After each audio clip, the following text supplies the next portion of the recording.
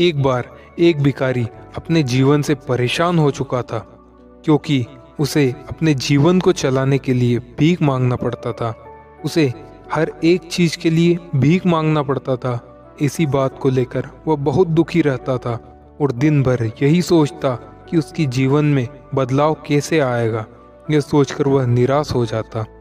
वह हर दिन देखता कि बहुत सारे लोग निराश होकर, आंखों में आंसू लिए लोग और विभिन्न चिंताओं से परेशान लोग गौतम बुद्ध की तरफ जाते और वापस लौटते समय वे बहुत ही खुश होते थे। वह भिखारी यह समझ नहीं पा रहा था कि गौतम बुद्ध उनके साथ ऐसा क्या करते थे कि वे बेहद खुश हो जाते थे। वापस लौटते हुए लोगों के हाथ में ना तो ढेर सारा पैसा होता था, ना ही सोना चांदी। फिर ऐसा क्या होता था कि लोग गौतम बुद्ध के पास जाकर इतना खुश हो जाते थे। यह सब सोचकर वह भिखारी भी निर्णय लिया कि वह भी महात्मा बुद्ध के पास जाएगा और देखेगा कि ऐसा वहाँ क्या हो रहा है कि दुखी लोग उनके पास जाकर खुश हो जाते हैं। वह बुद्ध से मिलने के लिए उनके पास चल पड़ा। जहाँ बुद्ध मौजूद थे वहाँ बहुत लंबी कतार लगी हुई थी, तो वह भिखारी भी कतार में लग गया। कतार में लगकर वह अपनी बारी का इंतजार करने लगा। देखते ही देखते उसकी बारी आई और उसने बुद्ध से कहा, बुद्ध, मैं बहुत ही गरीब हूँ, मेरे पास कुछ भी नहीं है।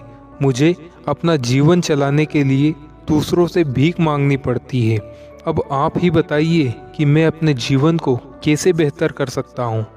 यह सब सुनकर बुद्ध ने कहा, तुम गरीब नहीं हो, तुम्हें ऐसा लगता है क्योंकि आज तक कभी तुमने किसी के लिए कुछ भी नहीं किया, ना ही तुमने कभी किसी को दान दिया, ना ही तुमने दूसरों के लिए कुछ किया। यह सब सुनकर भिखारी के मन में एक आशंका जाग उठी। अपनी आशंका को दूर करने के लिए भिखारी ने पूछा, मैं तो एक भिखारी हूँ, मैं लोगों को दान कैसे दे सकता हूँ और कैसे लोगों की सहायता कर सकता हूँ। मुझे तो खुद अपना जीवन चलाने के लिए दूसरों से मांगना पड़ता है।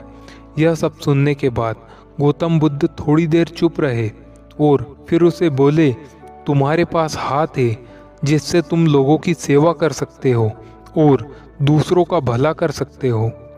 इसके अलावा तुम्हारे पास मुंह है जिससे तुम लोगों से अच्छी अच्छी बातें कर सकते हो और दूसरों का हौसला बढ़ा सकते हो। यह सब करके तुम दूसरों की सहायता कर सकते हो। जरूरी नहीं कि दान सिर्फ पैसों से किया जाए। हम चाहे तो शिक्षा का भी दान कर सकते हैं, चाहे तो अन्न भी दान कर सकते हैं। ऊपर वाले ने अगर किसी को पूर्णतः अच्छा शरीर दिया है तो वह गरीब नहीं है, वह बस दिमाग से गरीब है। उसे इस विचार से हटकर दूसरों की सेवा में लगाना चाहिए। बुद्ध की यह बातें सुन लेने के बाद वह भिखारी बहुत ज़्यादा प्रसन्न हो गया और अब उसका मन भी संतुष्ट था। हम सब इस बात की चिंता में समय को बर्बाद करते हैं कि हम गरीब हैं, लेकिन यह सत्य नहीं। सत्य तो यह है कि जब तक हमारा शरीर पूरी तरह से बेहतर है, तब तक तो हम उसका उपयोग करके आगे बढ़ सकते हैं और खुद के जीवन को बेहतर बना सकते हैं। अगर कोई व्यक्ति सिर्फ अपनी गरीबी पर ध्यान दे और उसे बदलने की कोशिश ना करे तो वह मूर्ख है। इसके अलावा हमें इस कहानी से यह भी सीख मिलती है कि दान सिर्फ धन का ही नहीं, बल्कि शिक्षा, भोजन, अच्छे विचार आदि का भी किया जा सकता है। अगर आपके पास धन नहीं है तो आप शिक्षा का दान भी कर सकते हैं, या फिर आप दूसरों के लिए अच्छे विचारों का भी दान कर सकते हैं। इससे हमारा समाज बेहतर होगा। दोस्तों, अगर वीडियो पसंद आई हो तो वीडियो को लाइक कर दीजिए, चैनल को सब्सक्राइब कर दीजिए ताकि ऐसी इंटरेस्टिंग वीडियो सबसे पहले आपको मिले।